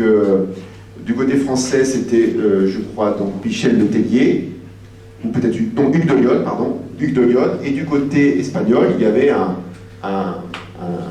secrétaire d'État qui s'appelait Colonna, mais qui n'était pas de la famille des Colonna tout à l'heure. Donc, 4 personnes dans cette salle. Alors, la discussion se faisait en espagnol, uniquement en espagnol. Don Luis de Haro ne parlait pas du tout français. Et en revanche, Mazarin parlait couramment l'espagnol. Et ensuite, il fallait inscrire une discussion à bâton rompu, parce que c'est une discussion à bâton rompu, l'inscrire dans une formulation juridique. D'où la nécessité d'avoir ces 2 personnages, des secrétaires d'État, qui étaient des juristes. Hugues de Lionne, c'est un juriste. Et pareil pour Colonna. Sans compter évidemment les immenses problèmes de traduction qui peuvent exister. Pour la petite histoire, je vous raconterai que le prince de Condé n'avait que la version espagnole de ces traités. Et donc vous savez, le document de préparation du traité. Donc il s'intéressait lui uniquement, il ne s'intéressait pas à la paix franco-espagnole, il s'intéressait à ces articles particuliers. Donc il a fait venir la version espagnole, il a dû trouver un traducteur pour être sûr, parce qu'il n'avait pas accès à la version française, pour être sûr qu'il n'y avait pas un piège juridique le concernant. Il avait peur que, retournant dans le royaume, on lui trouve un élément juridique dans le traité qui pourrait être utilisé contre lui. Bon, alors est-ce qu'il était paranoïaque ou pas? Bref, il ne faisait aucune confiance à Mazarin. Et on voit que ça posait des problèmes quand même, ces traités en termes de traduction. Donc ce traité des Pyrénées donc, a des conséquences territoriales et la France va gagner un certain nombre de territoires, le Roussillon, la Cerdagne, l'Artois, mis à part Saint-Omer, qui ne devient pas français à cette époque-là. 3 places en France, les Français gagnent Gravelines, Saint-Venant, Bourbourg, je pense que je suis jamais allé, mais ça doit être des petites villes. Oui, mais ça doit être des petites villes, tout petites. C'est très décevant pour un spécialiste comme moi du 16e et 17e siècle quand je vois les photos ou quand je me rends, parce que j'ai l'impression que de grandes négociations diplomatiques ont eu lieu pour des petits bourgs qui sont sans importance aujourd'hui et qui avaient une importance stratégique à l'époque. Et effectivement, et puis 2 villes dans le Hainaut, le Quesnoy et l'Andrecy. Donc voilà pour ce qui est de l'acquis territorial. Et du côté du prince de Condé, le prince de Condé obtient le pardon, il obtient 1 million d'or, et qui va avoir toutes les difficultés de récupérer, parce que c'est pas parce que dans un traité on vous met 1 million d'or qu'on vous verse les 1 million d'or sans rétribution le lendemain. Il va mettre 10 ans à récupérer cet argent, ce qui va l'obliger à être très gentil avec le cardinal Mazarin, parce qu'évidemment, il devait passer par Mazarin pour obtenir cet argent. Et quand il l'a obtenu, il a fait sa fameuse fête à Chantilly en honneur du roi, avec l'argent espagnol. Donc finalement, c'est une façon de rendre au roi l'argent qu'il avait gagné au service de l'Espagne. Et effectivement, Condé donc obtient ce pardon. Et puis enfin, dernier aspect, j'ai presque fini ma conférence, dernier aspect, c'est le mariage donc, de Louis XIV avec l'infante Marie-Thérèse. Et c'est là peut-être que se situe, les historiens sont unanimes là-dessus, le coup de génie de Mazarin dans cette négociation de paix. Pourquoi? Parce que, évidemment, quand on se marie, quand une princesse espagnole se marie, vous savez, elle est censée verser une dot. Une dot astronomique. Les Espagnols étaient recherchés pour leur dot. Parce que... Quel était le principe? En Espagne, une femme peut régner. Vous connaissez peut-être Isabelle la catholique. Donc, on peut régner, il n'y a pas de principe de loi coutumière française, dite au XVIIIe siècle roi salique. Une femme peut régner. Et donc, pour éviter que la couronne tombe dans les mains d'un prince consort, qui serait le roi de France, eh bien, on dédommage, on dédommage la reine d'une somme rondelette. Voilà. Alors, donc Mazarin a négocié donc, cette dot, qui était un montant astronomique. Alors, je regrette, je n'ai pas eu la présence d'esprit, c'était 500 000 écus. Alors, ça ne vous dit rien, mais j'ai pas eu la présence d'esprit de faire la conversion. Il y a un logiciel sur Internet très facile qui permet de convertir 500 000 écus en euros. Et bien, je peux vous dire, c'est des millions, voire des milliards d'euros. Alors peut-être, je vois quelqu'un sur son téléphone, vous trouverez ces conversions écus monnaie ancienne, et vous trouverez, c'est une somme faramineuse. Et quel était le calcul de Mazarin? C'est que les Espagnols n'arriveraient jamais à payer cette dot. Et que, vous savez qu'en matière contractuelle, quand on ne remplit pas un contrat, eh ben, le contrat est nul. Et donc l'idée c'était que le roi Louis XIV pourrait réclamer, comme la dot n'a pas été payée, pourrait réclamer des droits le moment venu. Alors c'est le calcul qu'avait fait Mazarin, et en fait c'est un calcul, je ne sais pas, Mazarin il est mort depuis longtemps, qui s'est réalisé. Alors Louis XIV n'a pas pu prendre lui-même le royaume, mais Philippe de Bourbon, lui, a pu devenir roi d'Espagne au terme d'une guerre qu'on appelle la guerre de succession d'Espagne, qui marque la fin du règne de Louis XIV. Donc le calcul de Mazarin était exact. L'idée, c'est qu'il pensait que les Habsbourg d'Espagne avaient souvent des enfants maladifs. Et effectivement, au moment où il pense, en fait, Philippe IV a eu un fils qui s'appelait Balthazar Carlos, et il n'a pas survécu. Donc, et Mazarin avait déjà pensé qu'il ne survivrait pas. Alors ça ne veut rien dire, hein. Bon, c'est facile de le dire après. Et puis ensuite, il y a eu un deuxième fils, Philippe Prosper, en 1657, qui a permis donc, à l'Espagne de pouvoir négocier tranquillement ce traité des Pyrénées. Donc voilà, la contrepartie de la dot, c'était la renonciation à la succession, pas de dot, et bien succession possible. Voilà, c'est ça le calcul de Mazarin. Donc ce fut peut-être le grand coup de maître de Mazarin. Effectivement, alors il y a des historiens médisants qui disent que lorsque Mazarin a organisé, parce que, bon, je le dirai tout à l'heure, mais je le dirai tout à l'heure. Donc Mazarin tire de cette négociation de traité des Pyrénées un grand prestige. Alors il y a plein de gravures qui existent à la fin de ce traité des Pyrénées. On le voit ici à gauche, sortir d'un temple et de se rendre dans le temple de la paix avec Don Luis de Haro. Alors là, Don Luis de Haro figure quand même, Mazarin reconnaît Don Luis de Haro, qui est un ami pour lui. Hein.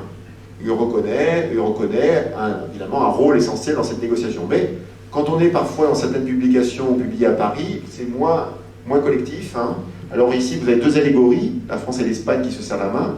Et Mazarin est présent sur le fronton du temple, effectivement, avec l'expression Pacis Perpetuae, Julius Cardinal Mazarin erexit, donc effectivement, un temple de la paix à la gloire de Mazarin. Ouais, vous comprenez. Alors Mazarin était très fier de sa paix et on a conçu beaucoup de gloire. Et cette paix, bien sûr, a donné lieu à une rencontre célèbre qui a eu lieu sur l'île des Faisans. Donc, dans la fameuse salle, regardez cette fameuse salle, il y a des tapis qui sont différents au pied. C'est là la frontière. Les rois sont sur la frontière, ils ne franchissent jamais la frontière. Ils se mettent face à face. Alors, vous avez à gauche les Français et à droite les Espagnols. Alors, il y a quand même une grosse différence quand on voit cette image entre les deux. À côté Louis XIV, vous avez Louis XIV avec une tenue de mousseline, une reine grave, des hauts talons, des bas, un grand chapeau à plumet. Et de côté espagnol, on a plutôt un vêtement sobre, non pas luxueux, mais sobre, c'est-à-dire du noir, du gris, et parfois même, j'aimerais dire, des vêtements qui ne sont plus à la mode, parce qu'on a un personnage, le cinquième personnage côté espagnol, il a une fraise. C'est plus la mode à l'époque. Okay, c'est un ringard, en somme. Donc, il y a... Alors, l'historien Gérard Sabatier a fait une analyse de cette représentation, explique en fait que la tenue que portent les différents Français et Espagnols, en fait, ne sont pas simplement des tenues de mode. En fait, ce sont des tenues qui traduisent une vision de la monarchie. Du côté français, vous savez que la monarchie française est sacrée, elle est extraordinaire, puisque le sacre ferait du roi un personnage magique, en quelque sorte. Donc, nous avons des talons pour être plus haut, des collants de colorés, des vêtements qui grossissent, des fards blancs qui cachent les rides, et des perruques qui cachent la calvitie. Et donc tout cela permet finalement de souligner la surhumanité, en quelque sorte, des Français. Et du côté espagnol, on a plutôt un roi catholique qui n'a pas besoin de cette dimension ostentatoire, parce qu'il est, par la reconquête contre les morts, il est sacré par Dieu. Alors vous me direz, ce sont des délires d'historiens, une surinterprétation intellectuelle, et je vais vous montrer que c'est pas récent, puisque, donc voilà les différents habits. Louis XIV, alors Louis XIV est légèrement plus grand que Philippe IV, c'est une tricherie de la part de l'auteur qui voulait montrer que le roi de France, c'est un tableau qui a été fait à partir d'une tapisserie réalisée par la manufacture des Gobelins, et qui montre le roi légèrement plus grand, parce que bon, quand même, hein, c'est le commanditaire de la tapisserie, hein. Et donc voilà, regardez, à l'époque de François Ier, c'est déjà le cas. Vous avez un roi de France qui porte des couleurs chatoyantes, et un empereur, Charles Quint, qui porte un vêtement sombre. D'où ça vient ce vêtement sombre? D'où vient cette sobriété? Elle vient des ducs de Bourgogne en réalité, puisque lorsque l'on regarde les portraits, les ducs de Bourgogne, ici le portrait de Philippe de Bon, ils portent le vêtement noir. Et donc c'est quelque chose qui est déjà attaché à une tradition. Donc en fait, les vêtements que l'on porte à la cour ne sont pas uniquement dus à la mode, il y a aussi une logique qui s'inscrit dans l'histoire et dans des logiques politiques différentes. Alors Louis XIV et Marie-Thérèse se sont mariés, vous savez, à Saint-Jean-de-Luz, qui fait le succès maintenant de certaines pâtisseries. Et effectivement, alors ce mariage, il faut savoir qu'on se mariait au XVIIe siècle, ils se sont mariés en fait 2 fois. Ça peut peut-être vous étonner. Une première fois, ils se sont mariés à Fontarabie. Mais Louis XIV n'était pas là. Il avait un représentant, c'était Don Luis de Haro, qui jouait le rôle de Louis XIV. Alors vous me direz, quel est l'intérêt? Ça s'appelle un mariage par procuration. Quel est l'intérêt?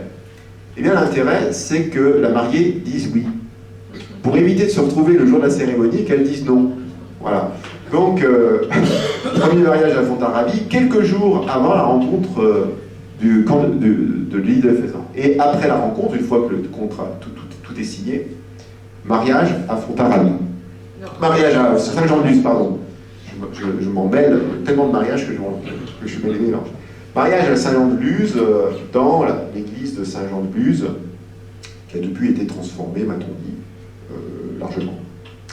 Alors, et c'est là où j'en reviens à ma réflexion tout à l'heure, il y a certains historiens médisants qui expliquent que l'entrée de Louis XIV en août 1660 dans Paris, avec sa femme Marie-Thérèse, ne serait que le triomphe de sa dot.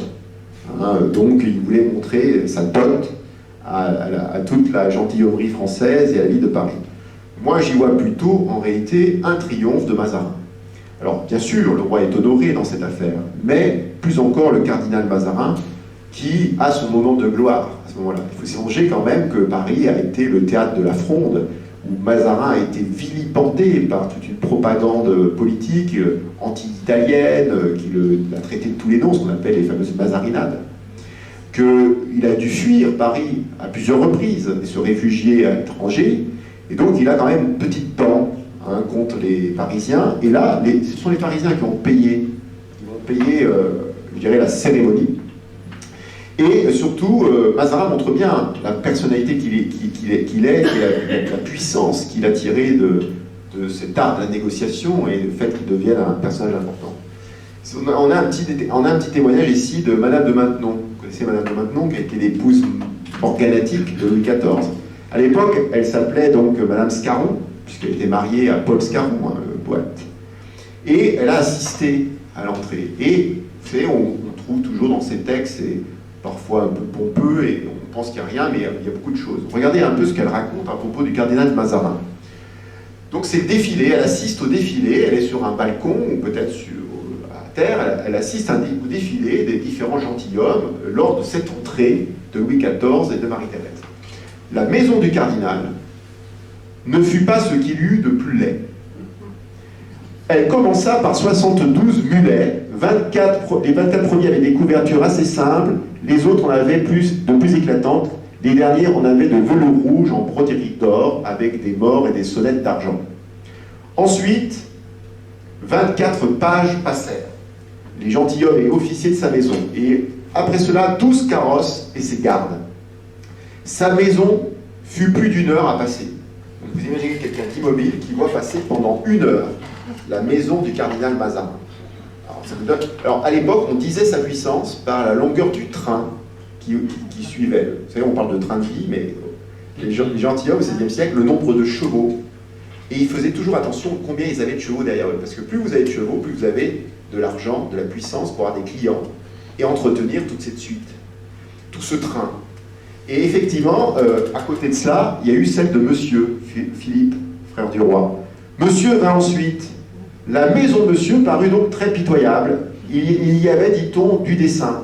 C'était pour montrer à jour l'excessive opulence du cardinal. Alors la question est, est-ce que vraiment Philippe a fait exprès de défiler avec une maison moindre? Moi, j'y crois pas du tout. Parce que c'est trop important dans l'esprit de l'époque de montrer son importance par le train. Non, probablement, il n'avait pas les moyens. Il n'avait pas les moyens d'aligner un train aussi important que celui du cardinal Mazarin. Donc c'est l'homme tout-puissant, Mazarin, à la fin du règne de Louis XIV. Il est intouchable, tellement intouchable que même Louis XIV, qui aimerait bien s'en débarrasser, parce que, bon, à un moment donné, il est adulte, et dans ses mémoires pour l'instruction du dauphin, il dit que, bon, il a été obligé quand même de garder son parrain jusqu'à la fin de sa vie, parce que ça aurait créé des incidents politiques s'il l'avait renvoyé à ce moment-là. Et donc, effectivement, je terminerai cette conférence en insistant sur une chose très simple, c'est que Mazarin fut, bon, comme j'ai essayé de vous l'expliquer le plus simplement possible, l'artisan de la prépondérance française, et que son investissement personnel en matière de diplomatie a même été perçu par ses contemporains comme sacrificiel. En effet, il se serait usé la santé pour parvenir à la paix des Pyrénées et en serait finalement mort. Peu de temps après, le 9 mars 1661. Alors, qui raconte ça? Plusieurs mémorialistes. Il y en a un qui m'intéresse bien, c'est Bussy-Rabutin, qui est un mémorialiste bourguignon, vous le savez, qui avait des liens étroits avec Madame de Sévigné, qui n'était pas médecin, bien sûr, mais il attribua la mort de Mazarin à, je cite, une maladie que les médecins appellent ab exhausta, c'est-à-dire d'épuisement. Donc Mazarin, cette vision procédait directement des complaintes des ministres. Vous savez, quand on était ministre autrefois, d'ailleurs on ne les entend plus aujourd'hui faire ça, mais quand on était ministre, eh bien on se valorisait souvent en insistant qu'on était malade à servir l'État. Et le fait qu'on soit malade, c'était normal, parce qu'on servait l'État et on s'usait à servir l'État. C'est quelque chose qui revient très récemment. Moi j'en ai fait des articles historiques là-dessus, il y a de quoi écrire. Hein. Donc on est malade et on montre qu'on sert l'État, et bien sûr on reçoit quelques remèdes à travers les gratifications royales, vous voyez, c'est ça la logique. Et effectivement, les historiographes du XVIIe siècle, à la gloire du cardinal, vous savez, dès le XVIIe siècle, il y a eu des biographes qui ont écrit sur l'histoire du cardinal. Le plus célèbre d'entre eux, c'est Antoine Aubéry. Antoine Aubéry qui a écrit un grand ouvrage sur Mazarin en 2 volumes. Donc, publié en 1690, Antoine Aubéry raconte donc effectivement que lorsqu'il s'est rendu à la frontière espagnole, eh bien, il a essuyé, dit-il, les incommodités du voyage et des fatigues très considérables. Pour beaucoup, et je terminerai là-dessus, Mazarin serait mort de la diplomatie. Je vous remercie.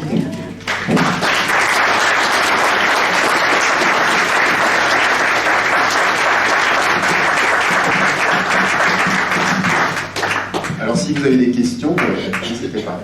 Voilà, merci beaucoup déjà pour cette très passionnante biographie de Mazarin, cette page d'histoire de France. Donc, est-ce qu'il y a des questions pour notre conférencier? Pour finir, il était célibataire. Oui. Il n'était pas marié. Non. Alors, la tradition noire, la légende noire, Mazarin lui a attribué des liaisons avec Anne d'Autriche. Mais en fait, je vous dis tout de suite, c'est impossible. Impossible. Je vais vous dire pourquoi, parce que si ça avait été le cas, on en aurait plein les pages, les manuscrits, les documents, et donc ça ne s'est pas produit du tout. Il y avait une amitié sincère entre Mazarin et Anne d'Autriche. Symboliquement, je vous rappelle que Mazarin était le parrain de Louis XIV, donc qu'est-ce qu'un parrain? C'est quelqu'un qui prend la place du père lorsque le père meurt. C'est ça dans la tradition catholique.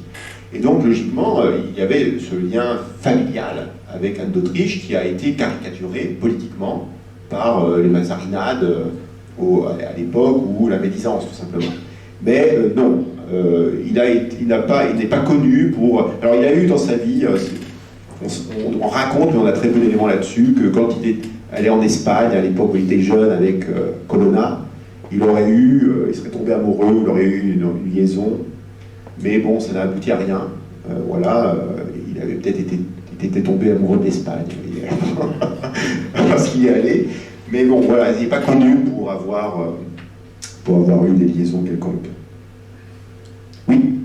Si on devait comparer l'impact de Richelieu et de Mazarin sur la préponderance française, qu'est-ce que vous diriez? Est-ce que Richelieu n'a pas eu un rôle plus important sur la préponderance française je dirais déjà que Richelieu n'a négocié aucune paix.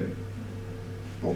Alors il a plutôt été un stratège, je dirais, il a essayé de faire la guerre dans Habsbourg, donc il a été très bon, si vous voulez, dans le fait de notamment négocier une alliance avec Gustave Adolphe. Par exemple, ça a été son coup de génie.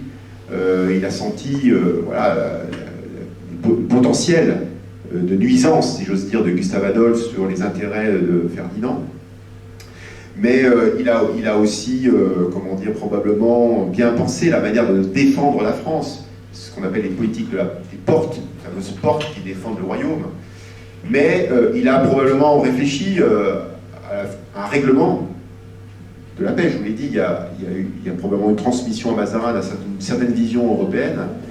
Mais je dirais quand même que Richelieu, si on parle de prépondérance en matière de faire prévaloir ses intérêts en Europe, peut-être, mais si on parle de puissance du royaume de France, on peut s'interroger, parce que entrer en guerre contre l'Espagne, ça a commencé à faire déraper sensiblement les finances royales, qui sont devenues vraiment catastrophiques. Donc la paix, Richelieu a poussé Louis XIII à faire la guerre contre les Habsbourg. Et bon, les historiens pensent aujourd'hui que ça a été vraiment source d'affaiblissement pour l'autorité monarchique pour ce qui est des affaires dans le royaume. Voilà. Mais donc voilà, c'est difficile de comparer les deux. Je dirais, moi je vois plus Richelieu comme quelqu'un qui a pensé une stratégie d'alliance contre les intérêts d'Habsbourg, et en tant que tel, il a servi bien sûr à la prépondérance française, alors que Mazarin, je pense, a plutôt négocié des paix avantageuses pour la France, des paix avantageuses, et ce qui était aussi à réaliser, si vous voulez. Même si Richelieu avait pensé à un certain équilibre européen, il fallait le réaliser. Et vous le savez, quand on doit faire la paix, encore en ce moment, c'est compliqué. C'est compliqué parce qu'il faut mettre à l'écrit le différent et le régler. Donc ça, voilà. Donc je dirais pas que l'un est plus que l'autre. Ils sont, je pense, différents dans un contexte différent. En matière maritime. Alors, je n'ai pas abordé cet aspect-là. Effectivement, c'est peut-être la grosse différence. C'est vrai que Richelieu a développé la marine française, c'est certain. Il est devenu gouverneur de la plupart des grandes villes du littoral. Il a développé les arsenaux. Effectivement, il était à l'origine de la montée en puissance, je dirais, maritime française. Mais enfin, c'est un début, parce que c'est à l'époque de Louis XIV qu'on a vraiment commencé à recruter systématiquement des marins. Voilà, ça a été long, hein, la prépondérance maritime de la monarchie française. En tout cas, c'est vrai qu'il a eu le sens, il faut dire qu'il partait de rien, hein, quasiment, et pas de marine. Vous savez que les Français, quand ils sont allés faire les guerres d'Italie, ils ont dû emprunter des bateaux génois pour se rendre, pour être dans le royaume de Naples. Donc voilà, ils étaient entièrement dépendants finalement de... Après Richelieu, c'est vrai qu'il y a une politique claire qui est pensée par l'autorité monarchique. Est-ce que Richelieu, c'est pas plutôt l'organisateur de l'État tel qu'on l'a maintenant, l'État français et la puissance du roi? Alors, c'est vrai que Richelieu, par exemple, il a eu pour objectif de favoriser, je dirais, la diffusion des ordres. Pourquoi? Parce que le royaume de France est un royaume immense à l'échelle des transports du XVIIe siècle. Il faut s'imaginer que c'est un royaume mosaïque avec des langues très diverses, où la noblesse joue un très grand rôle parce que les noblesses sont bilingues et donc elles jouent ce rôle de lien avec l'autorité monarchique. Donc on sait que Richelieu, par exemple, a développé des charges de commissaire des partis. Donc on envoyait des maîtres des requêtes, des hommes de droit qui faisaient partie du grand conseil du roi dans les provinces, lorsqu'il y avait une affaire à traiter d'importance. Donc effectivement, on peut lui reconnaître cet aspect-là, et puis ce souci permanent de déposséder la noblesse militaire de son pouvoir de nuisance. Vous savez que traditionnellement, depuis le XVIe siècle, les grandes familles nobles exerçaient les dignités plutôt de gouverneurs militaires. Et même si par définition ces dignités pouvaient leur être retirées, en réalité le roi ne leur retirait jamais pour ne pas les vexer et les pousser avec leurs moyens militaires à se révolter. Richelieu lui a changé la donne, c'est-à-dire qu'il a décidé de récupérer le contrôle politique sur ces charges de gouverneur militaire. À la fin du règne de Louis XIII, il y a très peu de gouverneurs qui appartiennent à des grandes familles. En tout cas, il a évité que le contrôle militaire lui échappe. Après, c'est une longue histoire, je dirais pas que... Parce que Louis XIV a beaucoup fait, les commissaires des partis sont devenus des intendants dans les généralités. Colbert est quelqu'un qui a essayé de rationaliser les finances, alors que jusqu'à son époque-là, les finances étaient quelque chose qui n'était pas tout à fait contrôlé par la monarchie, donc il y a un effort de rationalisation des finances à l'époque de Louis XIV. Mais globalement, j'aimerais dire qu'au XVIIIe siècle, ça reste quand même compliqué de gérer le royaume de France. Même au XVIIIe siècle, c'est-à-dire que même avec le développement de l'administration du royaume, il faut savoir que la politique menée pour développer les officiers royaux dans le royaume n'est pas une politique rationnelle, en ce sens que on crée des offices payants, vénaux comme on dit, pour financer la politique de gloire des rois, et que cette vente d'office ne répond pas forcément à une logique politique ou comment dire, une logique de gestion, c'est rationnel. Donc je prendrai un exemple, la justice. La justice est extrêmement critiquée au XVIIIe siècle par les auteurs des Lumières. Voltaire ne fait que critiquer la justice, il a dit que les Français sont face à une justice lente, on ne sait plus à quelle juridiction s'adresser, les conflits juridictionnels. Bon, je vous laisse réfléchir à ça. Mais la lenteur de la justice, elle est aussi ancienne que la monarchie. Hein.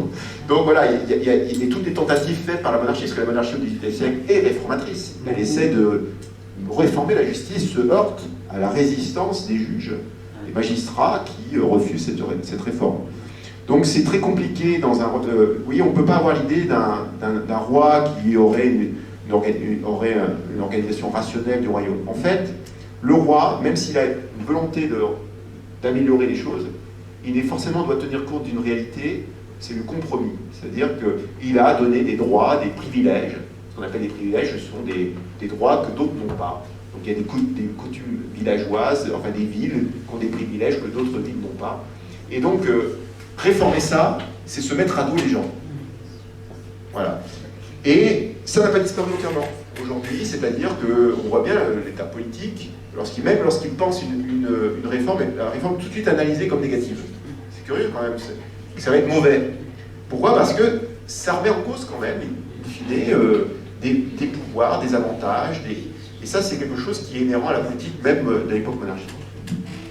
Vous n'avez pas parlé du côté aussi de la fortune personnelle, de la fortune qui s'est constituée. Vous savez que ce volet-là, j'ai fait une conférence d'1 heure là-dessus. Hein. Il y a de quoi raconter. Hein. Ouais, mais est-ce que s'il avait vécu plus longtemps, il n'aurait pas subi le sort de Fouquet Ah ouais, ça. Ah, c'est pas le même statut. C'est pas le même statut, il est parrain du roi. Ouais, mais quelquefois, Louis XIV, il avait un peu assez... Alors, vous savez que historiquement, les historiens sont quasiment tous certains que que l'arrestation de Fouquet, sa mise en prison, aux confins du royaume, in confine, diraient les Italiens, à Pignerol. En fait, c'est voilà, c'est ce qu'on raconte en histoire. Il y a eu plusieurs travaux qui ont été menés, et c'est clairement une volonté de Louis XIV de détourner la colère politique, même de la noblesse, sur, je dirais, la noblesse récente, plutôt de magistrats, dits de robe, qui réussissait à mieux gérer sa fortune et qui commençait à avoir une influence véritable sur la monarchie. Parce que servir le roi, c'est plus au XVIIe siècle uniquement le servir par les armes, c'est le servir dans les organes judiciaires, etc. Et donc c'est détourner cette polémique politique, parce qu'au moment du testament, au moment de la mort de Mazarin, qu'est-ce qu'on fait? On fait un inventaire après décès. On a commencé à évaluer, c'est 50 millions enfin même plus que ça, je ne sais plus le chiffre exact, mais c'est un chiffre astronomique. Comment dire, il était beaucoup plus riche que Richelieu. Et effectivement, donc, comment dire, ça pouvait provoquer des problèmes. Donc Louis XIV a plutôt fait porter le chapeau de la manière dont on gérait les finances royales à un personnage qu'il avait un peu froissé par, je dirais, le prestige qu'il voulait montrer dans sa maison, qui n'était pas, selon Louis XIV, à la hauteur de son rang. Louis XIV, c'était quelqu'un qui était très soucieux des rangs. À la cour, il faisait très attention à ça. Il avait une haute estime des princes du sang, par exemple. Il avait une haute estime des grandes familles, même si ces grandes familles lui posaient des problèmes. Et bon, il dit très souvent dans les instructions au dauphin, il dit très souvent, voilà, que chacun doit être à sa place, vous voyez. Madame. Alors, qui a hérité finalement de Mazarin? Alors, qui a hérité? C'est comment dire? Il y a eu une partie de son argent qui a été donnée, vous savez, pour construire le collège des 4 nations, c'est-à-dire l'actuelle Académie française. Vous savez, il y a un beau bâtiment, vous voyez, qui était un collège qui était destiné à accueillir les gentilshommes déshérités, enfin, ou appauvris, qui avaient perdu leur père à la guerre, etc. Et même des gentilshommes étrangers, tous les 4 nations. Donc il a donné de l'argent pour construire cela, et donc il a, dans son testament, délégué de l'argent. Il avait une famille, hein. Il avait une famille, des nièces, des gendres, et tout cet héritage est parti en grande... il a aussi légué au roi. Oui, il a légué au roi comment dire, ses bijoux, certaines de ses collections. Aujourd'hui, il y a beaucoup de choses qu'on possède encore qui faisaient partie de la collection de Mazarin. Voilà. Et donc, il a légué à sa famille. L'argent n'a pas été perdu. Oui. Question, à la suite de la mort de Mazarin, qu'est-ce que Louis XIV a changé dans sa façon de gouverner, ou en politique extérieure? Alors, le grand changement, c'est qu'il a fait la guerre. Oui, bon. Alors, c'est quand même un changement majeur, c'est-à-dire, pendant plusieurs années, il y a eu de la paix en France. Donc, Louis XIV il y a un texte célèbre où il envisage une politique de grandeur liée à la guerre. C'est normal, c'est comme ça qu'on pense la grandeur à l'époque. Qui a laissé des traces dans l'histoire? C'est Jules César, c'est encore Alexandre le Grand. Donc, comment laisser sa trace dans l'histoire? C'est avoir des victoires glorieuses, hein, et mener des campagnes. Donc, le seul problème, c'est qu'il n'a jamais pu combattre personnellement, hein, Louis XIV. Il n'a jamais pu participer à une bataille. Il a assisté à des sièges, mais il n'a pas fait comme François Ier, si vous voulez, hein, ou Jean de Lebon. Donc, il a fait la guerre, et alors, du point de vue diplomatique, il a, je dirais, été plutôt, mis à part dans l'affaire des Ottomans, Louis XIV a carrément pris le pied inverse de Mazarin avec les Ottomans. Il faut savoir que l'ambassadeur français à Sublime Porte avait été fait prisonnier à cause de la participation française dans l'affaire de Candie, qui était un de ces comptoirs qui avait été pris par les Turcs que Venise voulait défendre. Et il a dû faire des pieds et des mains pour libérer son ambassadeur et rétablir des relations correctes avec la Sublime Porte. C'est pour ça que vous savez que la botte du Turc, dans les pièces de Molière, ça fait référence finalement à ces liens culturels qui existaient avec l'Empire ottoman. On traduit le Coran au XVIIe siècle, on s'intéresse aux vêtements et à une mode à la turque, et on se moque de l'importance que ça a d'avoir des liens avec les Turcs. Et il y a des grandes critiques en Europe, des satires, des pamphlets qui accusent Louis XIV d'avoir un harem à la turque. On l'appelle le Grand Turc d'ailleurs. Voilà. Donc il y a eu cette politique de rétablissement des liens avec l'Empire ottoman, qui était très important dans la logique de Louis XIV, parce que, si vous prenez la logique de l'époque de François Ier, il fallait prendre à revers les Habsbourg par les occuper sur cette frontière de chrétienté aux portes de Vienne. Et quand même 1683, c'est le nouveau siège de Vienne qui fait qu'aujourd'hui on mange des croissants le matin. Alors, on a des viennoiseries. Donc voilà, second siège de Vienne depuis celui de 1529. Et donc voilà, cette politique, il l'a réactivée, avec une diplomatie, avec la Transylvanie, etc. Et puis, les circonstances ne sont pas les mêmes parce que, évidemment, Louis XIV doit faire face à celui qui a été son plus grand adversaire du XVIIe siècle, était Guillaume d'Orange. Donc il a combattu pendant la guerre de Hollande. Vous savez que Guillaume d'Orange, pour défendre Amsterdam, n'a pas hésité à briser les digues des polders pour faire envahir l'eau dans les campagnes.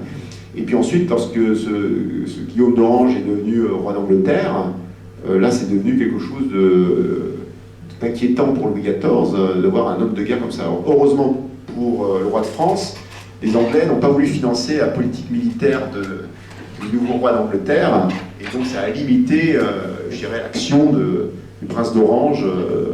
Voilà. Mais donc c'est un contexte différent. Mais bon, après, il a été le continuateur de la politique de Mazarin, puisqu'il a pu faire en sorte que Philippe de Bourbon devienne roi Philippe V d'Espagne. Il y a eu la guerre d'évolution, je crois justement, c'est la première guerre. C'est la première guerre. Alors oui, c'est autour de cette dot. C'est-à-dire là, ce qui était en jeu, c'était pas la dot espagnole, c'était les droits liés à un mariage de premier lit, enfin un enfant de premier lit dans le Brabant. Alors c'est tout à fait malhonnête de la part de Louis XIV, parce qu'en fait, il a utilisé un droit familial, donc dans le Brabant. Lorsqu'il y a un héritage, l'héritage va de façon privilégiée aux enfants nés d'un premier lit. C'est ce qu'on appelle la dévolution. Mais lui, il en a fait un principe politique. Ça n'a rien à voir. Ce que je veux dire, il a déclaré que les villes du Brabant devaient lui revenir parce que sa femme était née d'un premier lit.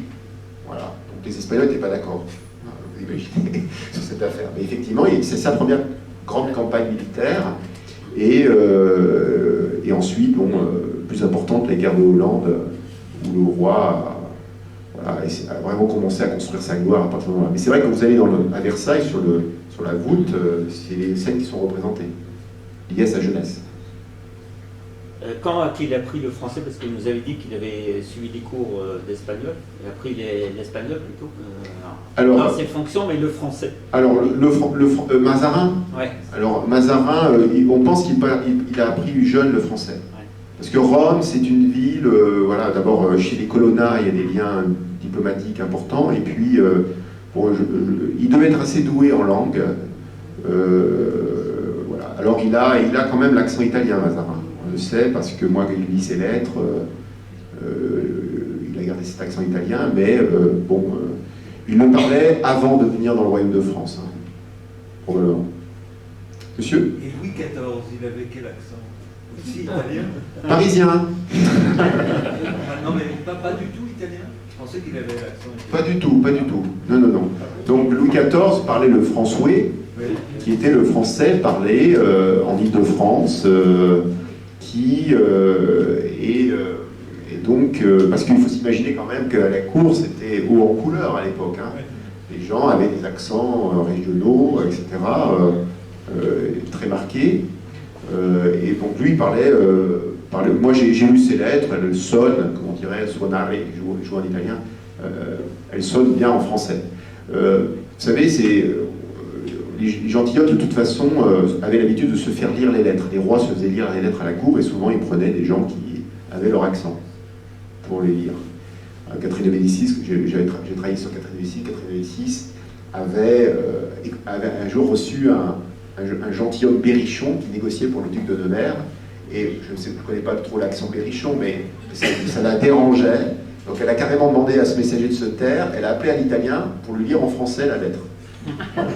Donc avec l'accent italien. Voilà, c'est ça. Comment avait évolué à la fin du règne de Mazarin les relations entre le Grand Condé et lui-même? Alors ça pourrait faire l'objet d'un autre sujet. Mais à quelle époque exactement, vous voulez savoir? Il y a eu quand même une inimitié, je ne sais pas quel terme. Plus que ça. Plus que ça. Oui. Bon. Plus que ça. Au moment de... C'est son ennemi intime, vous voyez, Mazarin. Il le connaît très bien, mais c'est son pire ennemi. Est-ce que c'est resté un ennemi intime jusqu'à la fin? Non, parce que... Alors ça, c'était l'objet de mon livre, qui va sortir bientôt, en septembre prochain. Et effectivement, en fait, ce qui s'est passé, c'est que lorsque Condé a négocié avec ses agents sur le traité des Pyrénées, les articles particuliers du traité des Pyrénées, il a promis à Mazarin qu'il serait son bon ami. Mazarin lui dit, il y a trois façons, enfin il y a plusieurs façons d'être ami. Soit vous êtes en public ami et par derrière vous faites toutes les mauvaises choses qu'on peut imaginer. Mais moi, Mazarin disait, moi je le serai toujours. Je serai toujours informé de ce que vous faites. Soit vous êtes carrément mon ennemi, à la fois ouvertement et derrière moi, et ça, bon ben voilà, on sait clair dès le début, ça va pouvoir pas se passer comme ça. Soit, troisième possibilité, vous êtes à la fois mon ami publiquement et mon ami dans la vie politique cachée. Et Condé, je peux vous dire, a fait énormément d'efforts lorsqu'il est rentré dans le royaume. Il a, comment dire, fait tout ce qu'il pouvait faire pour devenir ami. Par exemple, il a voulu visiter les nièces de Mazarin. Il a tenu absolument à visiter les nièces de Mazarin. Ensuite, il a voulu visiter le chantier du château de Vincennes. Alors Condé s'est rendu, c'était symbolique quand même, c'est là où il était enfermé pendant la Fronde. Hein. Il a trouvé que le château était très beau, il a fait quelques critiques évidemment. Il a fait quelques critiques à propos des écuries qui étaient trop proches du logis, etc. Une critique que Mazarin n'a pas du tout écoutée. Et il était très très embêtant avec les collaborateurs de Mazarin. Par exemple, Le Tellier raconte que Condé l'obligeait à rester à côté de lui à table et écouter à longueur de journée « Je suis l'ami de Mazarin, je suis l'ami de Mazarin ». Donc Condé a fait vraiment des efforts, et Mazarin au début n'y croyait pas trop, hein, il pensait que c'était une mise en scène. Et puis avec le temps, il a accepté cette idée d'une réconciliation politique, une nouvelle amitié. Ils avaient été amis politiques autrefois, quand ils servaient le cardinal de Richelieu. Ils se sont brouillés dès l'époque de Richelieu, hein, d'ailleurs, hein, c'est ce que je montre dans ma recherche. Dès l'époque de Richelieu, ils commencent à se brouiller, hein, à cause de ces questions de prince du sang et de cardinaux. Voilà, c'est ça l'origine. Le jeune Condé ne supportant pas l'idée il s'appelait Duc d'Enghien à l'époque, ne supportant pas l'idée que Mazarin ait la main, l'avantage, la première place chez le cardinal Mazarin, etc. Et donc voilà, cette amitié a été en tout cas officiellement réelle. Alors après, je me suis posé la question, au moment de la mort de Mazarin, Mazarin meurt en mars 1761, que fait Condé? Alors j'ai une lettre dans laquelle il dit qu'il se rend à Vincennes. Condé est allé au chevet de Mazarin à Vincennes. En revanche, je peux vous dire, j'ai tout parcouru, aucune lettre ne donne son sentiment sur la mort de Mazarin. Mazarin est mort, voilà. Condé, alors, juste après la mort de Mazarin, Louis XIV convoque son conseil et déclare qu'il gouvernera sans principal ministre. Condé est convoqué au conseil. Parce qu'on dit que Condé, le prince du sang, était écarté du conseil Louis XIV. Ce n'est pas vrai. C'est vrai qu'il a plutôt collaboré avec ceux qui travaillaient. C'était de la bureaucratie quand même de gouverner la France, c'était des mémoires, la liasse qu'on lisait au roi, etc. Donc ça s'intéressait plutôt le travail, je dirais, de plumitif ou de juriste. Mais quand il s'agissait de faire des opérations militaires, Louis XIV convoquait Turenne, convoquait Condé dans son conseil. Et lorsqu'il envisage la conquête de la Franche-Comté en 1668, il demande à Condé de faire un mémoire. Condé se rend en Bourgogne, il passe plusieurs mois, il écrit un mémoire sur la mer, et Louis XIV lui confie la conquête de la Franche-Comté, qu'il réussit de façon très rapide, en moins de 2 mois, tout est conquis. Et donc, voilà, et ensuite Condé régulièrement. Et je pense que, moi j'ai d'intime conviction que Louis XIV était conscient que Mazarin avait abusé avec Condé. En ce sens qu'il l'avait peut-être poussé à la faute, c'est ce que pensait Louis XIV. Louis XIV, en fait, donne toute sa place à Condé, à la cour, au lendemain de la mort de, Louis XIV, de Mazarin. Certes, il ne sera pas principal ministre, de toute façon, Condé, ça ne l'aurait jamais intéressé. Être un Premier ministre, c'est passer son temps dans les mémoires, dans les écrits. On n'est jamais sur le champ de bataille. Condé, c'est un homme de guerre. Donc ça ne l'intéressait pas. Mais en revanche, il a eu tous les honneurs à la cour. Il est devenu prince du sang. Il était honoré par Louis XIV, qui lui a fait de lui, comment dire, un personnage important à la cour. Même si Condé n'aimait pas trop aller à la cour, il n'empêche qu'il a retrouvé toute sa place de prince du sang. J'ai une question. Oui. Est-ce que vous accepteriez de nous présenter le Grand Condé? Oui.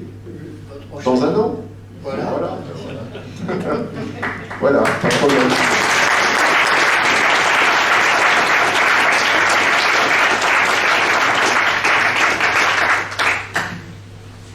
Alors, j'ai quelque chose. Donc, merci bien sûr à Xavier Le Person pour ce bel exposé. Donc, il n'y a pas de livre sur Mazarin? Non. D'accord. Par contre, il y a un enregistrement sur Mazarin de ce soir, de la conférence de ce soir, faite par notre ami Henri Paclet. Donc, si certaines personnes parmi vous souhaitent avoir l'enregistrement de cette conférence, vous laissez votre nom à la sortie, et votre mail plutôt, et on vous enverra à ce moment-là l'enregistrement. Donc, bien sûr, tout à l'heure, vous pourrez continuer d'échanger avec Xavier Le Person si vous voulez. Et donc moi j'ai quelques messages à vous donner auparavant. Donc vous allez bientôt recevoir le programme 2023 de notre association. Donc on peut noter aujourd'hui la messe pour Louis XVI qu'on organise chaque année à Bellois et qui aura lieu le dimanche 22 janvier à 11h. Ensuite, vous pouvez aussi noter que la prochaine conférence sera donnée le mercredi 29 mars, ici même, par Arnaud Tessier, qui est l'ancien président des anciens de l'ENA, qui est historien et un haut fonctionnaire français, et qui va nous parler de son livre « Louis-Philippe, notre dernier roi et père du duc d'Aumale ». Ensuite, j'ai un deuxième message. Dans le courant de l'année, nous passerons le nouveau film de Cheyenne Caron, qui est en cours de tournage et de montage aujourd'hui, qui s'appelle « Je m'abandonne à toi », un film qui raconte le parcours d'un padre de la Légion étrangère en hommage aux aumôniers militaires.